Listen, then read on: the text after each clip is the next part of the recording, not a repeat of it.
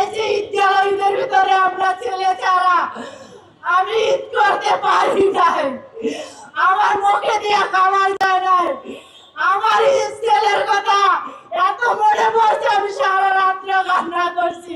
মেয়ের আম্মু আমার ছেলে 19 জুলাই যাত্রাবাড়ি কাজলে গুলি খেয়ে মারা গেছে। আমার ছেলেরে কিভাবে যে হত্যা করছে, কিভাবে যে গুলি করছে, গুলি করে রাস্তায় ফালায় রাখছে। তো আমার ছেলের কি দোষ ছিল? আমার ছেলের আন্দোলনই তো নাম ছিল। তো আমার ছেলে এই নির্মমভাবে যে গুলি করছে, এই স্বৈরাচার শেখ হাসিনা আমরা কোথাও দেখি নাই যে এইভাবে বাংলাদেশের ছেলেদের গুলি করে এইভাবে মারে, ছাত্রদের এইভাবে গুলি করে মারে। ওরা তো কোনো অস্ত্র নিয়ে নামে নাই রাস্তায়, ওরা নিজেদের অধিকার আদায়ের জন্য নামছিল। আমার ছেলের এইভাবে গুলি করে মারছে। আমি একটা মা, সারাক্ষণ আমার ছেলের যন্ত্রণা কষ্ট নিয়ে আমি রাত কাটাই, দিন পাই। কতটুকু যে যন্ত্রণা, কতটুকু যে কষ্ট আমি একটা মা জানি, আর কেউ জানে না।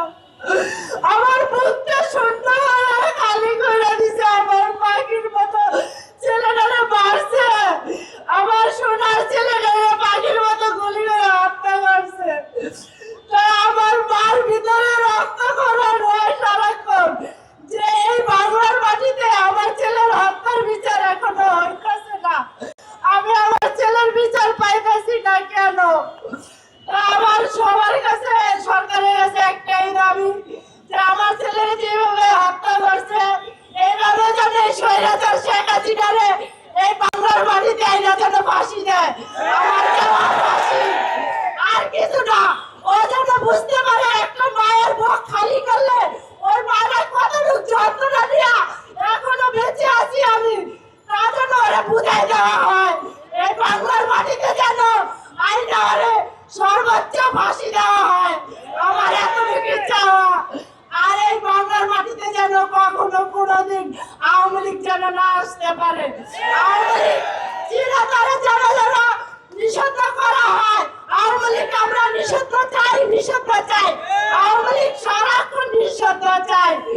আমাদের যন্ত্রণা, আমাদের কষ্টটা, আমাদের আকুতি, আমাদের যে কষ্ট মুখ ফাটা, এই যে ঈদ গেল, ঈদের ভিতরে আমরা ছেলে ছাড়া আমি ঈদ করতে পারি নাই, আমার মুখে দিয়ে খাবার যায় নাই।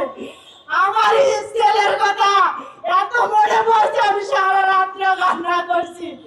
আমার এই যন্ত্রণা আমি কার কাছে বলবো? আমার যন্ত্রণাটা এতটুকু শান্তি হবে যেদিন শেখ হাসিনার বিচার হবে, যেদিন এই বাংলাদেশে বিচার পাবো, সব শহীদের বিচার হবে।